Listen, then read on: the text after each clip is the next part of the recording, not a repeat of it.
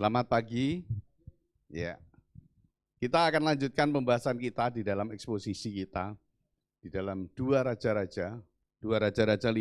Dan pagi hari ini saya berikan tema di dalam dua Raja-Raja 5 ayat 1 sampai 27 ini adalah hidup jangan dibikin ruwet.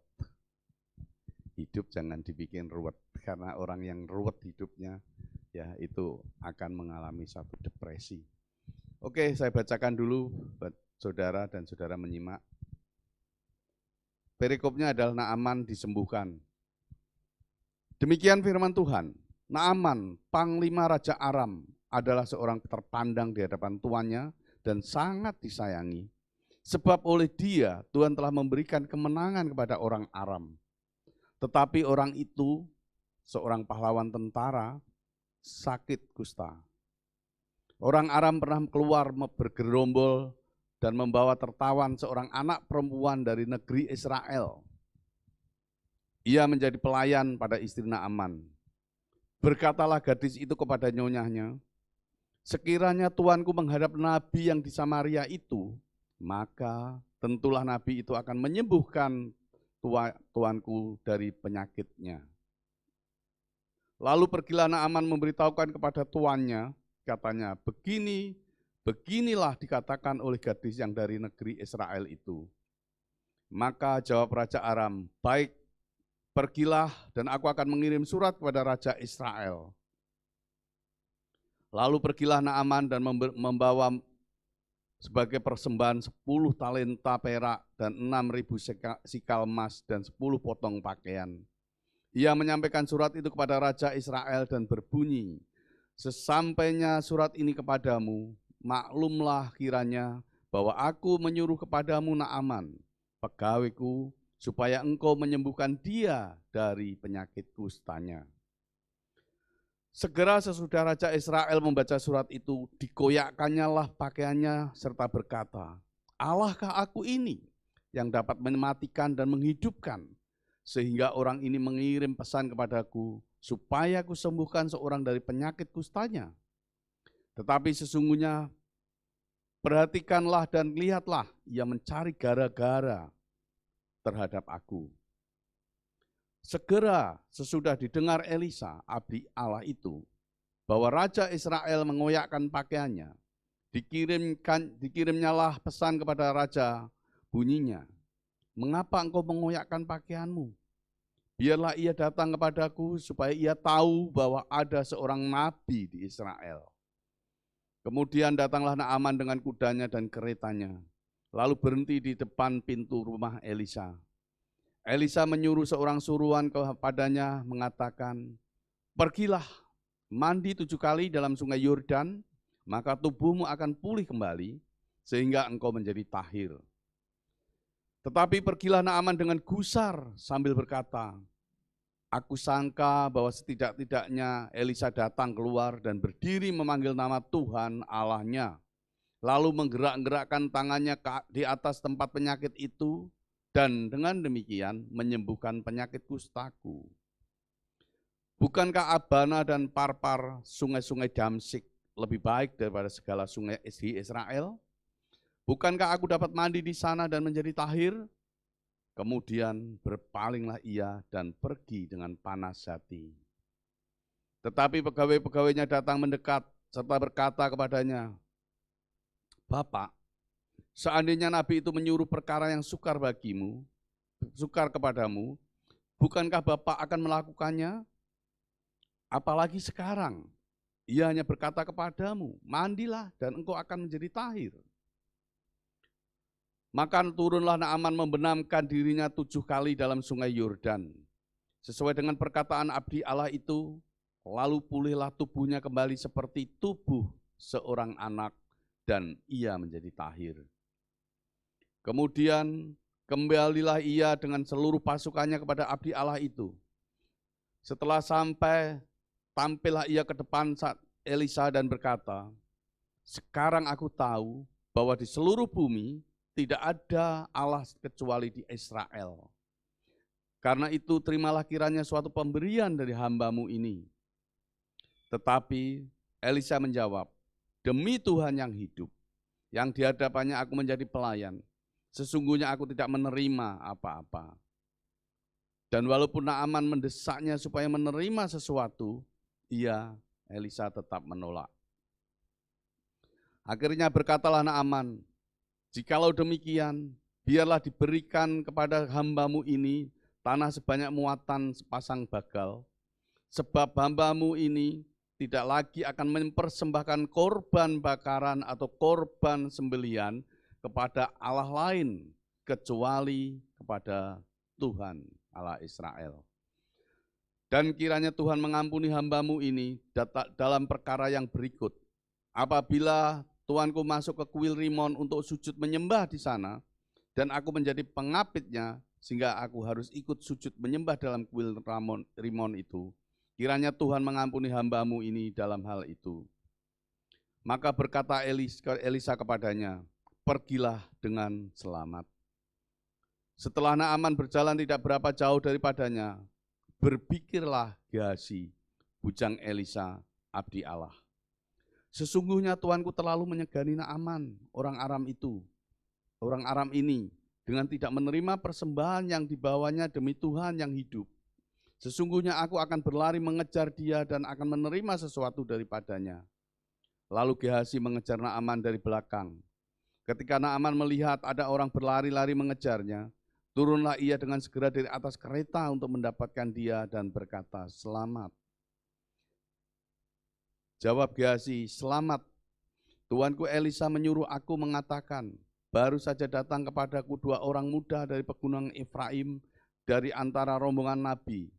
Baiklah berikan kepada mereka setalenta perak dan 2 potong pakaian. Naaman berkata, silahkan, ambillah 2 talenta. Naaman mendesak Gehazi dan membungkus 2 talenta perak dalam 2 pundi-pundi dan 2 potong pakaian. Lalu memberikannya kepada 2 bujangnya. Mereka itu mengangkut semuanya di depan Gehazi. Setelah mereka sampai di bukit, disambutnyalah dari tangan mereka, disimpannya di rumah dan disuruhnya kedua orang itu pergi, maka pergilah mereka. Baru saja Gehazi masuk dan tampil ke depan tuannya, berkatalah Elisa kepada Gehazi, dari mana Gehazi? Jawab Gehazi, hambamu ini tidak pergi kemana-mana. Tetapi kata Elisa kepadanya, bukankah hatiku ikut pergi ketika orang itu turun dari atas keretanya mendapatkan engkau? Maka sekarang engkau telah menerima perak dan dengan itu dapat memperoleh kebun-kebun, kebun zaitun, kebun anggur, kambing domba, lembu sapi, budak laki-laki dan budak perempuan. Tetapi penyakit kusta Naaman akan melekat kepadamu dan kepada anak cucumu untuk selama-lamanya. Maka keluarlah Gehazi dari depannya dengan kena kusta putih seperti salju. Amin. Cukup panjang dan juga tentu poinnya akan cukup panjang juga, ya, ada 4 poin. Saudaraku yang terkasih di dalam Kristus, seperti yang saya katakan tadi, tema pagi ini adalah hidup jangan dibikin ruwet, karena memang saya melihat begitu banyak hidup orang itu sekarang begitu ruwetnya, ya, begitu rumitnya. Bahkan kalau saya lihat terus ya di media sosial, bagaimana juga antar pendeta, yang satunya berkata bahwa oleh bilur-bilur darahmu engkau akan sembuh, engkau akan diberkati, engkau akan kemenangan, engkau akan kaya atau dan sebagainya. Ada yang bantah bahwa enak aja hidup kekristenan bagaimana kalau Paulus khotbah dan sebagainya. Sampai begitu ruwetnya kah firman Tuhan itu di hadapan mereka, sehingga mereka lupa. Mereka jadi pendebat-pendebat. Maka kita melihat begitu banyaknya orang yang hidup, baik itu orang Kristen apalagi di luar, ya, begitu ruwetnya saat ini. Nah, saudaraku yang terkasih, salah satu penyebab keruwetan di dalam hidup adalah seringkali membuat hal-hal atau membuat satu masalah yang sederhana menjadi satu hal yang menjadi ruwet sekali, menjadi sangat-sangat krodit seolah-olah. Padahal masalahnya sebetulnya sederhana. Ya, kita seringkali tidak melihat secara jernih bahwa masalah yang sederhana, ketika kita punya pikiran-pikiran yang nanti saya paparkan melalui firman Tuhan ini, kehidupan seseorang ini malah menjadi ruwet. Ya, sehingga butuh konselor. Jadi segala hal banyak orang berpikir secara over, secara berlebihan. Maka saat ini kita menjadi orang-orang Kristen sangat penting untuk melakukan sebaliknya. Bagaimana mengubah sesuatu yang ruwet itu menjadi sederhana. Ya, kita akan belajar ya, melalui firman Tuhan ini. Dan saya ingat kalau Gus Dur ngomong itu selalu kalau dia ada masalah ngomong itu dia selalu ngasih jawaban yang santai-santai saja. Dan dia berkata apa? Kata-kata Gus Dur yang terkenal apa? Gitu aja kok repot sih, gitu ya. Gitu aja kok repot. Saya percaya maksud daripada perkataan Gus Dur ini bukan untuk mengajak orang tidak serius menghadapi masalah. Tetapi bagaimana dia mengajak orang untuk tidak membuat segala masalah yang ada itu menjadi ruwet. Ya. Dan segalanya apa yang terjadi itu bagaimana ditanggapi dengan serius tapi santai gitu ya. Jadi sersan ya. Dengan saudara mampu berpikir untuk mengubah hal-hal yang ruwet, untuk dibuat menjadi sederhana dan tidak sebaliknya masalah yang sederhana saudara buat ruwet, itu akan membuat hidup saudara itu sangat indah. Amin. Paham ya? Jadi kalau saudara cara berpikir saudara diperbarui oleh firman Tuhan ini nanti, maka saudara akan dapat menjadi pribadi yang mengubah hal-hal yang ruwet menjadi sederhana. Yang mungkin sebelum mendengar firman hari ini, saudara seringkali hal-hal yang sederhana saudara pikir sampai menjadi ruwet dalam hidup saudara. Sehingga hidup saudara selalu banyak hal yang boros ya. Boros otak ini jadi boros. Otak kalau jadi boros itu biasanya orang yang banyak mikir itu wajahnya juga boros. Ya, tua sebelum waktunya. Ya. Nah di dalam raja-raja ini kita akan melihat dua kejadian bagaimana hal yang sederhana itu menjadi ruwet. Dan sebaliknya kita juga akan melihat di dalam 2 Raja-Raja 5 ini bagaimana hal-hal yang ruwet itu dibuat demikian sederhana sehingga menjadi satu hal yang luar biasa. Ya. Nah, dan hasilnya saudara, kita juga akan lihat firman Tuhan pagi hari ini bagaimana ketika hal-hal yang ruwet itu dibuat sederhana, itu bisa teratasi dengan baik. Ya. Dan bahkan kita akan melihat bagaimana Tuhan memberikan pertolongan, Tuhan memberikan berkat, Tuhan memberikan mujizatnya. Ya, langsung aja kita melihat perikop ini dan kita akan belajar untuk bagaimana mengubah hal yang ruwet menjadi sederhana. Yang pertama, poin pertama adalah membawa semua masalah ke altar Tuhan. Ya, tadi dinyanyikan ya oleh Bonggo ya. Kalau kita ini membawa hidup kita, masalah kita di altarnya, diserahkan kepada Tuhan, maka dikatakan ada pemulihan, ada berkat di situ ya. Tuhan ada pertolongan daripada Tuhan. Nah, diceritakan di dalam perikop ini ada seorang panglima perang yang luar biasa dari tentara Raja Aram ya. Yang bernama siapa? Naaman, yang sakit kusta. Dan kita harus tahu sakit kusta pada saat itu dianggap sakit yang serius, yang dianggap sebuah kutukan, dianggap sebuah penderitaan penyakit yang sangat menjijikan. Kenapa? Pada saat itu memang belum ada obat untuk bisa mengobati itu. Tidak bisa disembuhkan. Sehingga mereka dikucilkan, mereka dianggap sebagai satu keluarga yang memalukan. Kenapa? Kena kutuk. Nah, apalagi ini seorang panglima perang daripada Raja Aram. Nah, tapi kita melihat ya, ada seorang wanita yang ketika Raja Aram ini menyerang bangsa Israel. Kemudian seorang wanita ini, anak-anak ini dibawa dia, dan kemudian bagaimana wanita ini dijadikan pelayan oleh oleh Panglima Aram, yaitu Naaman, menjadi pelayan daripada istrinya. Melalui wanita Israel inilah, pelayan Israel inilah, di rumah Naaman, Naaman mendengar ya tentang adanya seorang abdi Allah di negara Israel.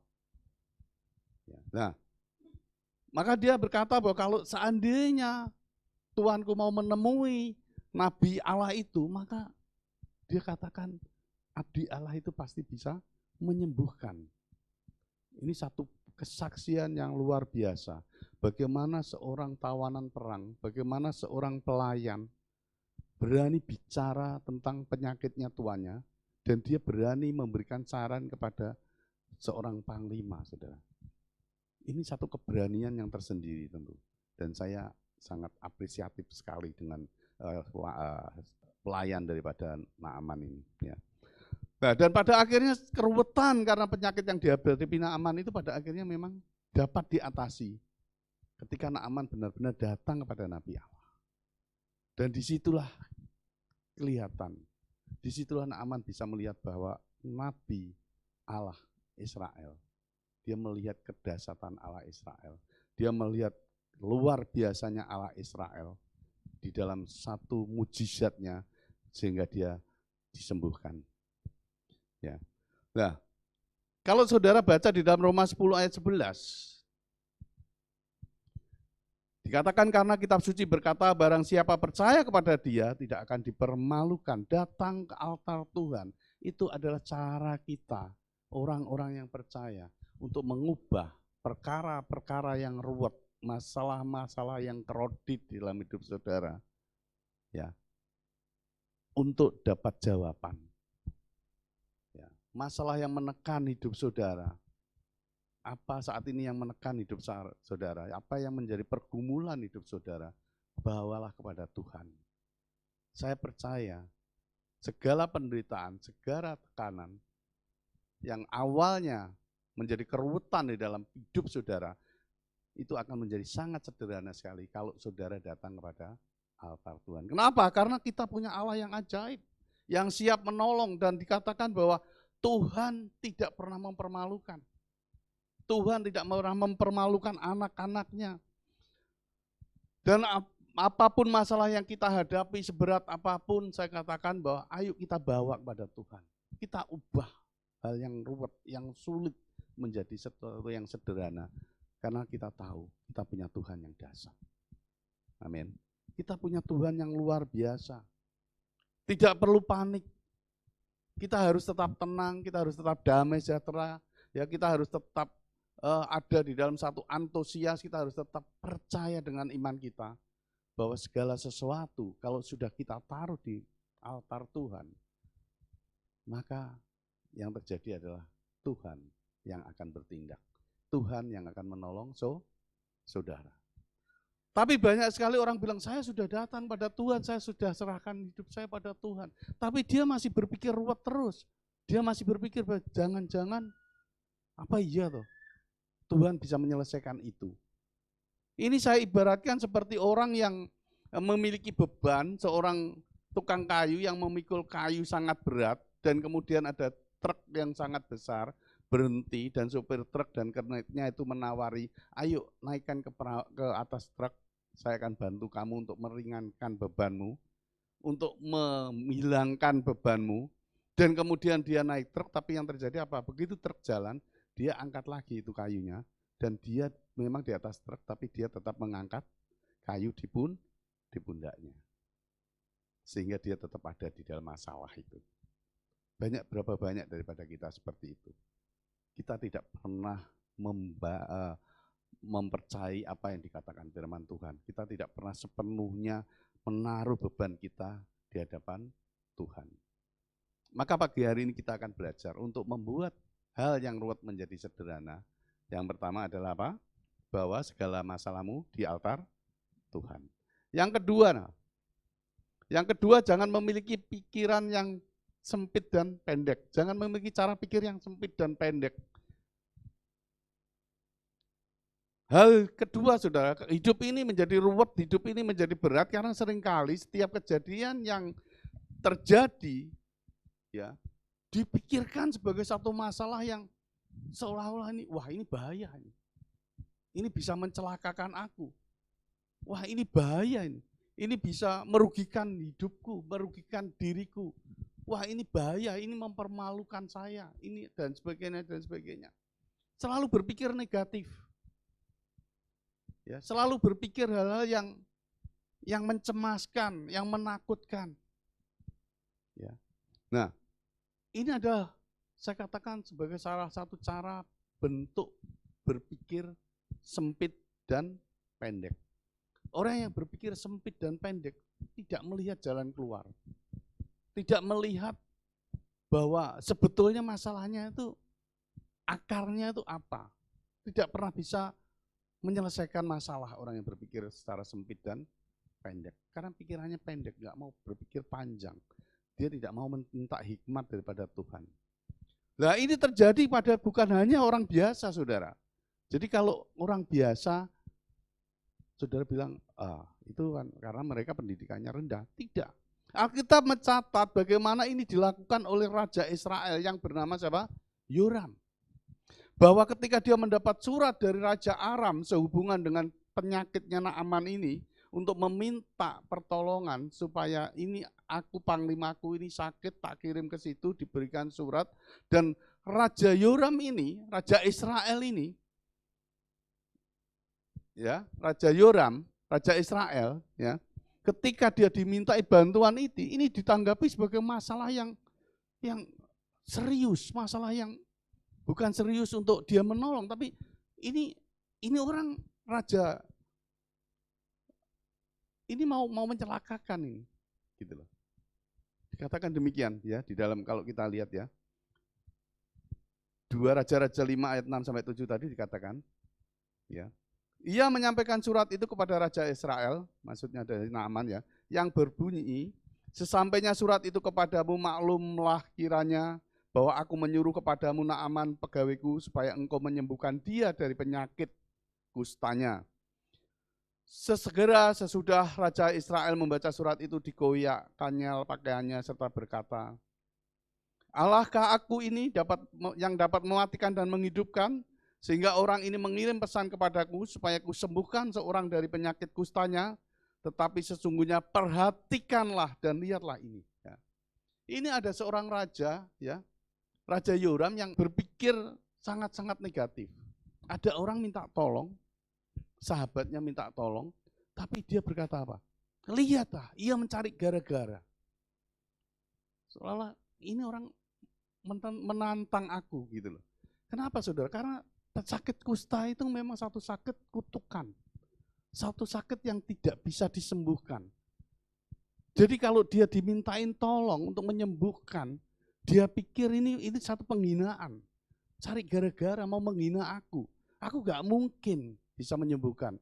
Maka dia sebut sampai Allah ke aku, Tuhan ke aku yang dapat menghidupkan dan mematikan. Karena penyakit kusta itu identik pasti dengan kematian.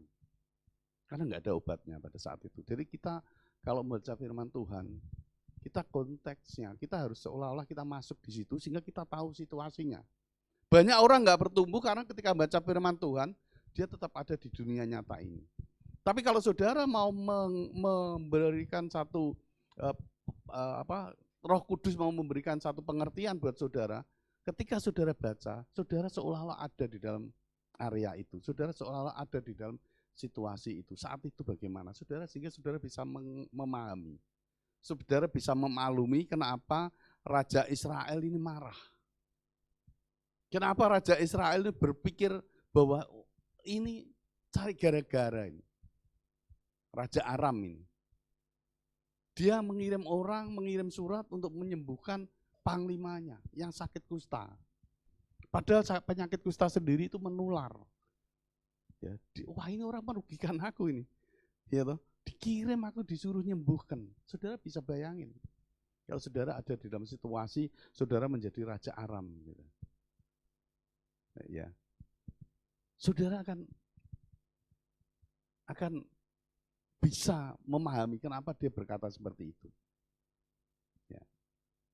Sehingga ketika saudara mengalami masalah, saudara juga, orang itu kalau masuk di dalam pikiran saudara, hati saudara, apa yang saudara rasakan, maka saudara juga akan bisa merasakan apa yang dia rasakan. Dan saudara baru bisa tahu permasalahannya. Seorang konselor harus seperti itu. Ya, konselor tidak bisa hanya mendengar dengan telinga, tapi dia harus mendengar dengan hati. Kita tidak bisa paham firman Tuhan, situasi Raja Israel, kenapa dia marah, kalau kita tidak dengan hati betul untuk masuk di dalam situasi itu. Paham ya? Ya, jadi kalau ada orang baca, aku baca firman Tuhan ini nggak dapat apa-apa, soalnya kayak bacaan koran, karena saudara nggak benar-benar. Ya. Kalau saudara baca kisah ini, saudara mau berlaku seperti siapa? Saudara bisa pindah-pindah, berlaku seperti Raja Israel. Kenapa dia marah? Saudara coba, kalau saya jadi Raja Israel, saya dikirimi surat oleh Raja Yoram, ya. Kemudian bagaimana? Suruh menyembuhkan penyakit kusta. Penyakit kusta pada saat itu bagaimana? Penyakit yang mematikan, penyakit yang tidak bisa disembuhkan, penyakit kutukan. Maka saudara akan paham, oh iya ini benar-benar marah loh ini, Raja Israel ini. Makanya dia sampai ngomong, lihatlah, perhatikan, sesungguhnya dia cari gara-gara terhadap aku. Ya. Paham ya maksud saya? Ini cara memahami Alkitab, saudara. Ya. Dan ini rasanya juga sudah menjadi kebiasaan daripada Raja Aram, sudah menjadi watak, sudah menjadi karakternya. Kalau saudara ingat kisah sebelumnya, ingat ketika bagaimana Yoram ini mengalami kelangkaan di padang gurun Edom ketika mau berperang dengan Raja Moab, ya. Dia berpikir tentang satu kematian, tentang satu kejahatan daripada Tuhan. Ya. Dikatakan apa di dalam 2 Raja-Raja 3, saudara ingat, sudah kita bahas ya. Wahai Tuhan telah memanggil, ya, wahai Tuhan telah memanggil ketika raja itu untuk menyerahkan mereka ke dalam tangan Moab. Ya, dia begitu gampang berpikir pendek, pikirannya sempit, seolah-olah kalau ada masalah itu langsung Tuhan yang salah. Berapa banyak daripada kita mungkin seperti itu. Pokoknya kalau sudah berdoa nggak dijawab, Tuhan yang nggak jawab aku, nggak Tuhan-Tuhanan. Ini tabiat daripada Raja Aram. Kenapa? Sekali lagi saya katakan, dia berpikir dengan cara pikir yang sempit dan pendek. Jadi saudara, akibat kalau saudara memiliki cara berpikir seperti Raja Yoram, ya, berpikir secara sempit dan pendek, itu akan menjadikan saudara orang-orang yang orang yang negative thinking, berpikiran negatif terus. Dan yang B, saudara kalau memiliki cara berpikir yang sempit dan pendek, maka saya katakan saudara akan menjadi orang yang sulit untuk menemukan solusi. Kalau saudara konselor, saudara akan sulit untuk memberikan solusi ketika ada masalah muncul. Saudara nggak akan bisa menjadi jawaban bagi domba-domba saudara. Saudara tidak akan bisa menjadi jawaban bagi dunia ini apalagi. Saudara tidak bisa menjadi jawaban bagi suami saudara. Saudara tidak akan bisa menjadi jawaban bagi istri saudara. Karena pikiran saudara sempit, pendek. Saudara tidak akan bisa menjadi jawaban bagi anak-anak saudara. Dan ini akan terus berlanjut dan akan terus berlanjut dari generasi ke generasi. Sehingga orang tua bisanya hanya marah kepada anak. Ketika anak mulai bertumbuh, ya mungkin dilihat tidak nurut, nakal dan sebagainya. Saudara harus ingat, kalau saudara punya tabiat seperti itu, yang berdiri di depan saudara saat ini adalah orang yang benar-benar pemberontak. Ya, orang yang nggak nurut. Orang yang sulit diatur. Saya pikir anak-anak LHC jauh lebih baik lah, karena dari kecil sudah dengar firman Tuhan. Amin. Jadi jangan diajak ribut, jangan diajak berantem anaknya. Ya, karena saya masih melihat anak diajak berantem. Ya. Ya jelas menang bapaknya toh, menang orang tuanya, betul enggak? Anak selalu dikasih sanksi. Ya. Padahal waktu kecil, saudara, coba ingat-ingat, apakah secerdas anak saudara? Halo? Saya melihat anak-anak sekarang tuh sama saya loh. Aku di sini kok segini nggak bisa apa-apa ya. Coba, saudara lihat, ya. Jangan yang besar-besar udah. Ya sudah masih lari-lari nggak ada masalah. Mungkin di gereja lain masalah itu kalau anak-anak seperti itu. Tapi saya tersenyum saya melihat. Ya, mereka kadang nyanyi, mengucap satu kata, dua kata, masih lari lagi dan sebagainya. Proses saya yakin bahwa walaupun dia lari-lari, mereka lari-lari, ketika ada pujian dinaikkan, saya yakin mereka mendengar itu. Dan itu akan tertanam 60, 70, 80 tahun di dalam hati mereka untuk memuji Tuhan Yesus. Amin. Ini yang harus saudara tahu. Ya, maka jangan punya pikiran sempit pendek sehingga saudara gampang marah. Saudara gampang putus asa. Saudara gampang stres. Orang yang berpikir pendek dan sempit itu gampang stres, gampang depresi, saudara. Kenapa? Karena selalu khawatir. Waduh, kok gak kayak anak wong-wong ya. Sudahlah, saya itu anak yang paling tidak seperti anaknya orang. Nama saya tercatat dalam kitab kehidupan, dia enggak kok. Amin. Amin. Ya, kemuliaan, kekayaan, kehormatan menjadi bagian saya dan saudara yang percaya di dalam Yesus. Orang fasik sekalipun kelihatan bintang 2, kelihatan kaya raya, kelihatan hidupnya enak, suatu saat akan seperti rumput yang kering, yang dibakar, habis. Kalau dia nggak percaya dan bertobat di dalam Kristus. Amin. Jadi saudara ini berharga. Dan saudara harus melihat bahwa anak-anak saudara ini berharga di mata Tuhan. Amin. Jadi jangan pernah remehkan. Jangan pernah berkata lagi bahwa ngono gak iso. Disuruh gitu aja gak bisa. Sudah besar, suruh nyapu aja gak bersih. Ya, itu terpaku di dalam diri anak-anak saudara. Anak saudara akan menjadi anak-anak yang tidak produktif. Ya. Dan saudara bisa bayangkan kalau saudara menjadi Raja Yoram, Raja Israel. Seandainya Raja Yoram ini tidak memiliki cara berpikir yang pendek dan sempit, maka tentu saja dia akan mudah mengadakan satu komunikasi. Dia akan mudah mungkin, kalau dulu belum ada HP ya pasti. Dia akan mudah untuk bagaimana dia menghubungi kepada Raja Aram. Dan pasti saya katakan kalau dia menghubungi Raja Aram, mungkin dengan mengirim surat kembali, maksudmu apa sih? Aku kok gak mudeng ya. Ya, saya yakin dia akan menemukan solusi dan tidak perlu gusar, tidak perlu mengoyakkan pakaiannya, tidak perlu banting kursi, tidak perlu banting piring kalau di rumah tangga. Jadi kalau tidak nangkep, bangunlah komunikasi. Ya. Komunikasi ini penting, saudara. Ya. Jangan berpikir sempit, jangan berpikir pendek. Oke? Ya. Contoh misalnya, dia mengirimkan surat, menanyakan, kenapa kok mengirim surat seperti ini? Karena masalahnya berhubungan dengan sakit kusta. Dia bisa mendiskusikan atau paling tidak.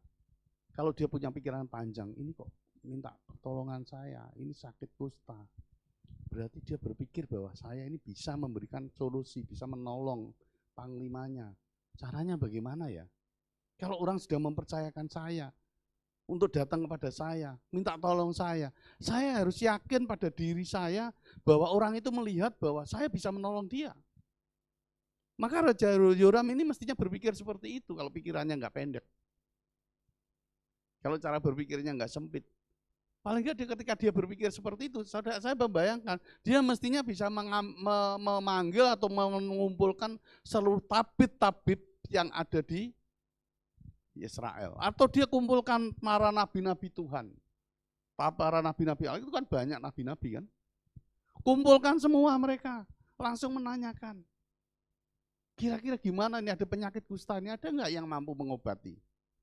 Dan saya yakin kalau dia mengumpulkan itu, salah satunya ada Elisa. Dia nggak perlu marah-marah, dia nggak perlu gusar, dia nggak perlu mengoyakkan pakaiannya. Atau paling tidak dia membangun komunikasi dengan Naaman.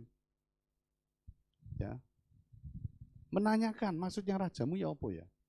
Naaman pasti akan menjawab, oh iya, ini saya itu ketika itu sakit kusta dan ada pelayan di rumah saya, dan pelayan ini memberikan masukan kepada saya, katanya ada seorang nabi Israel, abdi Allah di Israel, yang bisa menyembuhkan sakit kusta saya. Namanya itu loh, Elisa. Kemudian aku menghadap raja, aku minta izin raja, dan raja memberikan surat ini. Selesai enggak? Selesai enggak, halo? Selesai, enggak ada salah pahaman. Karena kita ini egois seringkali. Sudah egois, cara pikirnya sempit, ya, pendek, enggak panjang, ya. Itu yang membuat banyak hal-hal yang sederhana menjadi rumit, menjadi ruwet, bahkan menjadi satu pertengkaran yang besar sekali. Ya. Saya baca katanya Hiroshima Nagasaki itu dibom karena sebetulnya Amerika memperingatkan untuk supaya Jepang ini menyerah. Tapi dia menulis pakai bahasa Jepang atau membalas dengan bahasa Jepang yang artinya ada dua arti sebetulnya. Kalau nggak salah, itu udah lama saya baca ya. Tunggu, maksudnya tunggu itu dia mau berunding dulu. Tapi itu ada artinya bahwa itu seolah-olah berkata nggak peduli gitu. Maka dibom, korbannya banyak. Jadi kalau ini dikomunikasikan, maka saya yakin bahwa nggak ada sesuatu yang perlu Raja Yoram ini mengoyakkan pakaiannya dan berpikir tentang mencari gara-gara dan sebagainya. Dan saya ketika membaca ini saya bersyukur bahwa Nabi Elisa ini nabi yang peduli. Nabi hamba Tuhan yang luar biasa. Begitu dia mendengar, dikatakan di dalam 2 Raja 5 ayat 8, segera sesudah didengar Elisa abdi Allah itu, bahwa Raja Israel mengoyakkan pakaiannya, dikirimkannya lah pesan kepada raja. Itu serius loh saudara, kalau seorang raja itu mengoyakkan pakaian, jangan kayak mbok pikir saudara marah terus saudara lepas gitu. Mengoyakkan pakaian itu berarti dia merasa sudah terhina. Itu bisa menimbulkan perang yang luar biasa. Dia bisa menyerang Raja Aram. Ya, karena dia merasa terhina. Cari gara-gara ini orang sungguh-sungguh. Ya. Bersyukur ada Elisa. Dia datang dan dia kemudian apa? Dikirimnya pesan yang bunyinya apa? Mengapa engkau mengoyakkan pakaianmu? Biarkanlah dia datang kepadaku. Naaman ini biarkan datang. Supaya dia tahu bahwa memang ada seorang nabi di Israel. Persis seperti yang dikatakan pelayan di rumah Naaman. Supaya dia tahu. Jadi kalau saudara ingat, kalau ada orang yang datang kepada saudara, minta tolong saudara, saudara pastikan orang itu yakin bahwa saudara bisa menolong. Jadi jangan salah paham. Nanti kita lihat apa yang terjadi ketika kita punya sikap seperti Elisa. Dia nabi yang peduli. Dia nabi yang peka terhadap satu masalah. Iki nek gak cepet tak kirimi pesen nih raja ini. Iso perang ini. Karena ini serius. Nabi Elisa menunjukkan sesuatu yang sangat sederhana untuk apa yang harus dikerjakan Raja Israel. Sementara Raja Israel Yoram berpikir ruwet. Ya, ketika menerima Naaman baca surat, ruwet itu. Ini menghina, ini merendahkan martabat derajat saya. Ya. Tapi bagaimana Elisa memberikan sesuatu yang dipikir ruwet itu menjadi sangat sederhana. Yaitu apa? Menyuruh, suruh aja Naaman datang, sederhana sekali. Betul? Suruh aja datang dia kepada saya. Supaya dia tahu ada Nabi Allah di Israel. Bahkan Elisa dapat memandang secara luas bahwa kejadian ini, melalui kejadian ini, kedatangan Naaman ini, dia memandang ke depan jauh lebih panjang, lebih luas, lebih tinggi. Apa itu? Inilah kesempatan untuk bangsa yang tidak percaya Allah Israel datang kepadaku untuk memberikan satu kesaksian bahwa Allah Israel adalah Allah yang sanggup menyembuhkan sakit kusta yang tidak bisa disembuhkan pada saat itu. Amin. Jadi cara melihat kita seperti itu. Ya. Dan akhirnya apa? Memang terlihat, memang namanya akhirnya melihat gitu. Bahwa Allah Israel ini Allah yang penuh mujizat. Allah yang penuh dengan kedahsyatan, Allah yang penuh kuasa dan kuasanya tidak terbatas. Allah yang sanggup mengerjakan segala perkara. Allah yang sanggup mengerjakan hal-hal yang mustahil. Ini menjadi pembelajaran daripada saudara dan saya. Ketika saudara menemui satu kejadian yang biasa-biasa saja sebetulnya, tapi ada orang yang datang dan dibuat ruwet oleh mereka, maka saudara harus mulai berpikir secara sederhana. Ya. Ada orang, wis aku gak tuhan-tuhanan kemarin saya gitu ya. Sampai tukaran with bojone, gitu. Ternyata nggak bisa menyelesaikan masalah khotbah itu. Wis gak tuhan-tuhanan. Ya. Saya ini menyederhanakan masalah itu. Dia berkata apa? Ya banyak Bu orang yang seperti itu. Bukan ibu saja. Lu wenteng tuh. Orang itu kalau menderita, terus kemudian ada orang yang menderita lain, apalagi penderitaannya lebih berat, itu rasanya enteng dunianya. Betul? Ayo saudara, kalau ketemu ibu-ibu, waduh anakku tuh noah kali nggak karuan loh ya. Sudah kerja, tapi selalu minta duit. Ya, dia itu nggak bisa menahan boros hidupnya buat makan-makan. Oh anakmu enak, anakmu sudah kerja, minta duit. Anakku ki nggak mau kerja, minum. Ya, udah gitu tiap minggu minta duit, kalau nggak dikasih duit radionya dijual. Ini pelong rasanya ibu yang pertama itu. Oh ternyata anakku nggak seberapa ya. Betul nggak? Kita ini kadang-kadang senang hidup bahagia di atas penderitaan orang lain. Kalau ada orang yang lebih menderita, kayaknya kita tuh lebih bahagia gitu. Betul? Bener apa bener? Iya toh? Bener? Pendeta kadang-kadang juga ngajari gitu. Gitu. Jangan iri ke atas, pandang ke bawah. Lihat, kamu masih makan 3 kali. Itu loh ada pengemis yang tidak bisa makan. Coba hidupnya susah, mandi nggak bisa, kulitnya kutilen, gatel kabeh. Kamu masih lebih baik loh. Rasanya begitu lihat ke belakang, oh iya, ke bawah, oh iya, hidupku lebih baik. Rasanya terus bahagia, betul. Dipulihkan. Itu bukan dipulihkan Tuhan, dipulihkan perasaanmu. Amin. Ya, jangan seperti itu. Ya. Jadi kalau tergantung cara pikir saudara, masalah itu ruwet atau sederhana. Tergantung dari cara berpikir saudara. Kalau saudara semakin banyak terima firman Tuhan, kalau saudara semakin banyak hidup bergaul dengan Tuhan, kalau saudara semakin banyak ya dengar-dengaran dengan Tuhan, maka saya percaya semua masalah di dunia ini nggak ada yang terlalu sulit. Amin. Nggak ada yang terlalu rumit, nggak ada yang terlalu ruwet. Semuanya bisa terurai. Kalau saudara punya pikiran sempit, maka kejadian sederhana bisa menjadi ruwet. Tapi kalau saudara berpikir dan mampu melihat setiap kejadian secara luas, secara global, ya, maka pikiran saudara akan tenang, pikiran saudara akan adem, pikiran saudara akan tetap berpikir jernih, dan saudara tetap positif. Maka kejadian yang ruwet itu menjadi sesuatu yang pasti saudara bisa melihat solusinya, dan itu sangat sederhana sekali. Sehingga saudara tidak akan menjadi depresi, saudara tidak akan menjadi stres. Amin. Oh, omset turun. Wis mikir, waduh. Ya toh, ya oh, begini turun terus ini.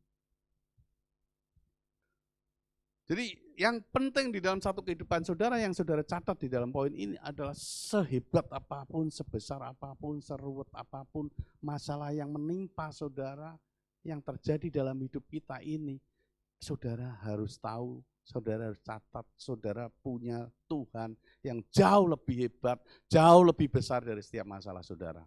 Jauh lebih sederhana, amin. Miliki iman yang sederhana, Tuhan pasti tolong saya. Iman itu pun sederhana, saudara. Ketika ada orang sakit dan orang itu dikatakan, kalau kamu bisa, kalau kamu mau Tuhan, aku pasti sembuh. Aku mau. Kamu percaya, aku percaya Tuhan, sederhana. Ya, Tuhan nggak butuh doa-doa yang ribet-ribet. Kita punya Tuhan yang peduli. Kita punya Tuhan yang berkuasa. Ya. Amin. Ini yang harus saudara terus ingat di dalam kehidupan saudara. Oke, yang ketiga, lakukan ketaatan. Saudaraku yang terkasih di dalam Tuhan, kadang-kadang saya juga merasa bosen ngomong tentang ketaatan, kok tiap khotbah ada ketaatan. Ya. Saudara mungkin, aduh ketaatan mana. Betul enggak? Jadi kok enggak hot gitu loh khotbahnya. Betul enggak? Bosen poin kok ketaatan terus. Aku tuh sudah dengar berapa kali ketaatan. Saudaraku yang terkasih di dalam Tuhan, saya melihat setiap kejadian di dalam Alkitab yang begitu sulit, yang begitu rumit, yang begitu tidak mungkin, selalu di situ ada poin ketaatan. Dan saudara, saya katakan saya sangat senang, saya sangat bangga, saya sangat excited ketika berkata bahwa ketaatan itu penting. Kenapa? Karena Alkitab mencatat dengan benar bahwa Alkitab ini ketika bicara tentang ketaatan, itu selalu melahirkan satu kedahsyatan, selalu melahirkan satu mujizat, selalu melahirkan satu kuasa Allah, kuasa surga yang di awan-awan sana yang tidak terjangkau kita, itu turun ke dunia di dalam kehidupan saudara dan saya. Ini bicara tentang ketaatan. Dan dalam perikop ini kita juga melihat bagaimana ketika Naaman datang datang ke Israel dan kemudian Elisa melalui bujangnya Gehazi memerintahkan Naaman untuk mandi di sungai Yordan. Dikatakan mandilah 7 kali di sungai Yordan. Di dalam 2 Raja-Raja 5 ayat 10 tadi dikatakan Elisa menyuruh seorang suruhan kepada Naaman, pergilah dan mandi 7 kali di dalam sungai Yordan. Maka dikatakan tubuhmu akan pulih kembali sehingga engkau tahir. Ya. Ini perintah yang enteng apa berat? Halo? Mudah apa susah?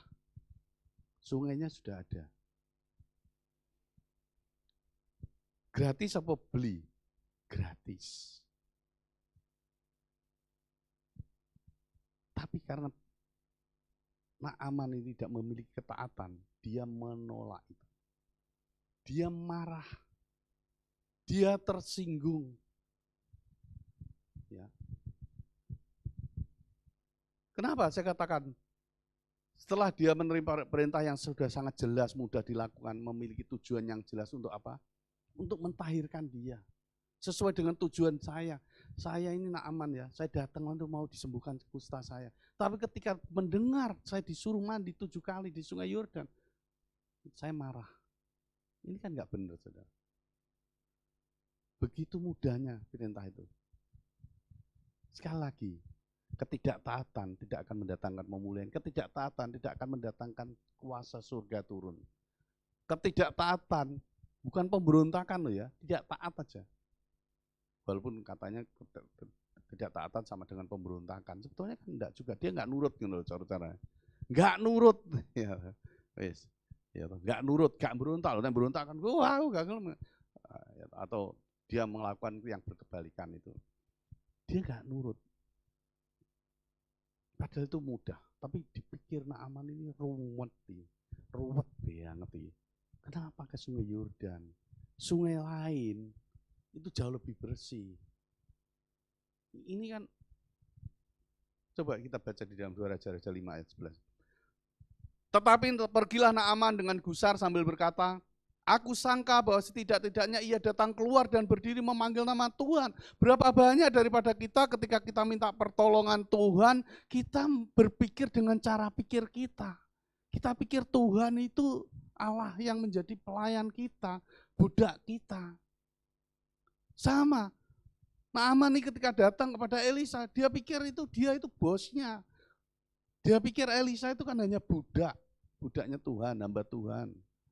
Saya ini panglima. Dia pikir jabatannya itu lebih tinggi. Maka dia katakan, pastinya dia keluar dengan pakai cara berpikir dia. Keluar dan kemudian memanggil Allah Israel dan kemudian menggerak-gerakkan tangannya di tubuh saya yang kena kusta ini sehingga saya bisa sembuh. Berapa banyak daripada kita nggak mau taat oleh karena kita punya cara berpikir sendiri. Dan saudara tidak pernah mengalami apa yang namanya mujizat. Banyak orang Kristen tidak pernah mengalami mujizat.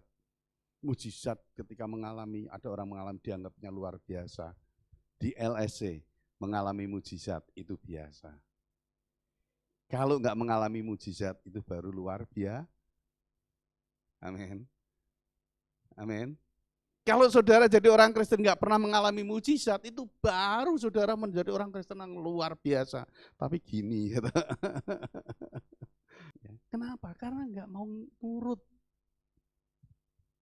Kemudian dia punya pikiran sendiri. Bukankah Abana dan Parpar sungai Damsik lebih baik dari segala sungai yang ada di Israel? Kenapa aku nggak disuruh mandi ke sana saja, ke sungai Parpar atau Abana, supaya aku tahir? Ini loh saudara, ini sebenarnya yang punya masalah Naaman apa Elisa?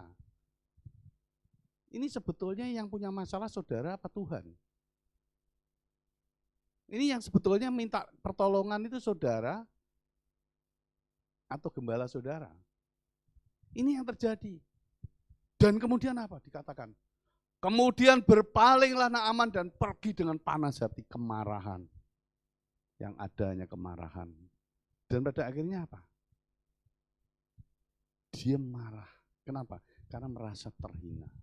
Karena merasa direndahkan derajatnya. Dia merasa direndahkan martabat dia dan keluarganya. Saudaraku yang terkasih, ketaatan membutuhkan kerendahan hati. Ya. Kalau kita tidak membuang keegoisan kita, kalau kita tidak memiliki kerendahan hati, kita akan terus bergolak. Kita akan terus merasa terusik harga diri kita. Kita harus tahu di hadapan Tuhan, kita nggak punya harga diri sebetulnya. Karena Kristus harga diri kita menjadi mulia. Amin. Kita hanya manusia yang hina. Ketaatan membutuhkan hati yang menanggalkan seluruh atribut kebanggaan, jabatan, kekayaan, situasi, kondisi saudara, latar belakang saudara. Ketaatan membutuhkan itu semua, menanggalkan. Dan ini jelas sekali di dalam ketaatan ini satu-satunya teladan, ya. Dan tidak ada satu umat manusia pun yang dapat meneladani itu. Tapi kita sebagai orang Kristen, kita bersyukur kita bisa meneladani Kristus. Kenapa? Karena kita ada Roh Kudus. Kita melihat ketaatan Kristus di dalam Filipi 2 ayat 5-9 di situ dikatakan apa? Ya, ingat, menaruh pikiran dan perasaan yang terdapat di dalam Yesus Kristus apa? Pikiran dan perasaan apa yang Kristus miliki? Ayat 6, Kristus itu memiliki satu posisi, satu jabatan ya, yang luar biasa. Dia adalah Allah.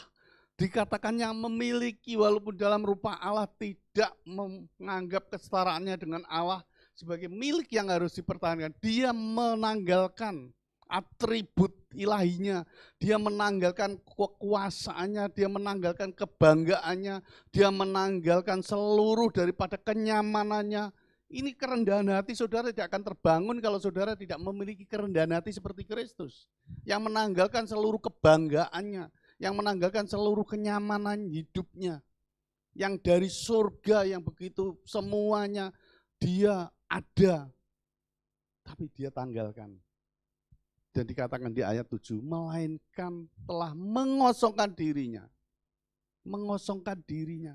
Ini dia menganggap kesetaraannya itu tidak sesuatu yang tidak penting di dalam kasihnya kepada Tuhan Allah Bapa. Dan mengambil rupa seorang hamba dan bahkan menjadi sama dengan manusia. Kristus memanggil menanggalkan semuanya untuk turun ke dunia. Bukan hanya menjadi manusia, apakah Yesus mengambil rupa manusia? Tidak, sebetulnya dia mengambil rupa dan gambarnya sendiri. Karena saudara ingat di dalam kitab Kejadian bahwa Tuhan mengatakan, baiklah kita ciptakan ya toh, seorang manusia yang segambar dan serupa dengan kita. Dia mengambil rupanya manusia. Ya. Dan dikatakan bukan hanya sebagai mengambil rupanya saja, saudara tidak bisa artinya mengambil hanya sebagai percaya Yesus, mengimani Yesus dan saudara selamat. Tapi dikatakan dia merendahkan dirinya dan taat sampai mati, bahkan mati sampai di atas kayu salib. Kematian yang terkutuk. Ini loh teladan kita, saudara. Coba kalau Yesus, saudara akan menemukan banyak teladan. Kasihnya, kepeduliannya, belas kasihannya, ketaatannya. Betul? Amin. Satu-satunya teladan manusianya Yesus, karena dia tidak berdosa dan dia adalah Allah. Amin. Tidak tanggung-tanggung loh saudara, ketaatannya itu bukan hanya taat, hanya ini kan cuma mandi. Sudah, enggak taat. Yesus suruh mati secara terkutuk, bukan mati baik-baik loh. Mati secara terkutuk, dan sebelum mati dia seperti domba ya yang digiring ke penyembelihan, tempat penyembelihan, dia dianiaya, dia dihina, dia diludahi. Wah, dia mau. Kita nggak sampai begitu kan, betul? Tapi kita sulit. Kenapa? Karena pikiran kita. Dan pikiran kita ketika kita memikir pendek, kita memikir secara sempit, maka iblis masuk. Kenapa? Karena iblis tahu ketaatan bawa berkat. Supaya saudara tidak diberkati, supaya kuasa surga tidak melindungi saudara, maka diberikan ide-ide untuk saudara tidak nurut, tidak taat. Dan sekali lagi saya bersyukur bahwa pegawai-pegawainya Naaman ini, pegawai yang loyalitas. Pegawai yang loyalitas bukan hanya yes man, tapi dia memberikan masukan. Dikatakan di dalam 2 Raja-Raja 5 ayat 13-14, dikatakan pegawai-pegawai mendekat dan kemudian Bapak Naaman, Bapak Jenderal, Bapak Panglima, seandainya Nabi itu menyuruh sesuatu perkara yang lebih sulit, apakah Bapak juga enggak melakukan? Bapak pasti melakukan kan? Seandainya dia minta hartamu 3/4, pasti Bapak melakukan. Karena apa artinya hartanya dia? Kalau dia sakit kusta. Amin. Saudara mau? Nah, jadi Gehazi, saudara. Ya, dia dapat uang banyak, harta banyak, tapi kustanya Naaman pindah. Kalau seandainya Pak Naaman ini disuruh memberikan hartanya 3/4 kepada Nabi Elisa, mau enggak? Pasti mau melakukan dia. Dengan senang hati dia. Pegawainya mengingatkan itu. Ini kan dikatakan bahwa Elisa, apalagi sekarang, Elisa itu hanya meminta, hanya berkata kepadamu, hanya menyuruh, mandilah 7 kali, maka engkau akan tahir. Kenapa kok pikiranmu ruwet, jenderal? Sehingga kamu berontak. Dikatakan, cuma suruh mandi. Maka ketika pegawainya memberikan masukan itu sebagai seorang, saya katakan, seorang jenderal yang baik Naaman ini. Kemudian apa? Dia sadar bahwa dia harus melakukan apa yang diperintahkan Nabi Allah ini. Kemudian dikatakan turunlah Naaman membenamkan dirinya 7 kali dalam sungai Yordan sesuai dengan perkataan abdi Allah itu. Jadi taat saudara. Lalu yang terjadi apa? Saudara lihat kuasa surga terjadi. Turun atas diri Naaman. Dikatakan pulihlah tubuhnya. Dan bukan hanya pulih ini saudara. Saudara harus ingat saudara punya Allah yang dahsyat dari dulu sekarang sampai selamanya. Allah Israel yang kita sembah di dalam Yesus bukan hanya memulihkan tubuh daripada Naaman, dia bukan hanya tahir untuk sakit kustanya itu merotoli kabeh bersih, tapi dikatakan tubuhnya kembali seperti apa? Tubuh seorang anak. Wow. Ini dikatakan bukan hanya tahir, tapi dikatakan tubuhmu seperti anak-anak. Saudara mau enggak? Apa sakitmu sekarang? Tuhan pulihkan saudara.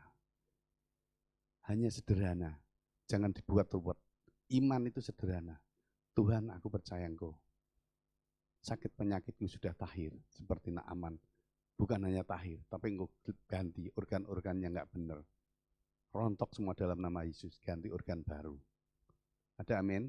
Ini saudara, ketika kita punya ketaatan, kuasa mujizat dari surga mengikuti kita. Turun atas hidupmu, apa yang enggak mungkin, wow ini terjadi. Bukan hanya sembuh, tapi menjadi muda, menjadi seperti anak-anak, seorang anak-anak. Ya. Ketaatan Naaman membuat anugerah surga turun. Dia mengalami kesembuhan secara fisik. Kesembuhan bukan hanya secara fisik, tapi ketika dia taat, Naaman mengalami apa? Kesembuhan juga secara rohani. Dikatakan ya, di dalam 2 Raja-Raja 5 ayat 15 sampai 17. Kemudian kembalilah ia dengan seluruh pasukannya kepada abdi Allah itu. Setelah sampai, tampillah ia ke depan Elisa dan berkata, sekarang aku tahu bahwa di seluruh bumi tidak ada Allah kecuali di Israel. Karena itu terimalah kiranya suatu pemberian dari hambamu ini. Tetapi Elisa menjawab, demi Tuhan yang hidup, yang di hadapannya aku menjadi pelayan. Sesungguhnya aku tidak akan menerima apa-apa. Dan walaupun Naaman mendesaknya supaya menerima sesuatu, ia tetap menolak. Jadi konsisten saudara kalau jadi kita itu ikut Tuhan. Kalau kita sudah menolong orang, wis gak usah bayar ya cuk. Sesuk mana? Jadi dipaksa ya tak terima. Kalau membayari orang masuk dipaksa jangan mau terima, betul? Amin. Kalau Tuhan Roh Kudus sudah gerakkan kamu untuk memberi, jangan kamu berpikir bahwa oh iya kan balik, kan duitnya balik, nggak hilang. Tuhan memberikan kemurahan kepada orang-orang yang murah hati. Amin. Dan ketika dia ditolak, pada akhirnya apa? Ini yang saya katakan, ya, bukan hanya Naaman taat untuk mandi dan kemudian disembuhkan dan kemudian tubuhnya menjadi seperti tubuh anak lagi. Ya, tapi pada akhirnya di dalam ayat 17, ayo. Akhirnya saudara, jadi kalau kita melayani orang, menolong orang, ya, membantu orang, itu jangan dilihat kesulitan kita sekarang. Kita harus justru menunjukkan, saya katakan, kita harus justru menunjukkan bagaimana kita peduli terhadap orang-orang yang seperti itu, yang minoritas di dalam lingkungannya. Supaya apa? Justru di dalam mayoritas mereka melihat ini loh ada orang nggak mampu untuk beli peti, ini orang nggak mampu untuk apa keluarganya untuk membeli sesuatu karena Kristen harus masuk peti dan sebagainya. Ternyata begitu luar biasanya orang-orang Kristen lain untuk peduli, ngurusin dia, memberikan peti itu dan sebagainya. Sehingga orang melihat ternyata kekristenan itu kompak, rukun. Sehingga bisa pada akhirnya dikatakan, pada akhirnya apa? Naaman tidak lagi memberi persembahan kepada ilah, tapi dia memberi persembahan kepada Allah Israel yang kita sembah di dalam Yesus Kristus Tuhan. Tepuk tangan dong buat Tuhan kita. Haleluya. Sebab hambamu ini yang bernama Naaman tidak lagi akan mempersembahkan korban bakaran atau korban sembelihan kepada ilah lain, kecuali kepada Tuhan Allah Israel, Yesus Kristus. Ini yang tujuan kita, visi gereja kita adalah ke sana. Menjadi berkat, melebarkan kerajaan Allah dan memuliakan nama Tuhan. Klop dengan visi kita. Maka saudara, saya mengajak saudara, mari kita hidup di dalam ketaatan. Karena ketaatan membawa hal-hal yang simple, tetap simple. Membawa hal-hal yang sederhana, tetap sederhana. Bahkan ketaatan dapat membawa hal-hal yang rumit, yang ruwet, menjadi sederhana. Kenapa? Firman Tuhan katakan, taat bawa berkat. Yang tidak mungkin bagi Naaman, bagi Tuhan tidak ada yang mustahil. Amin.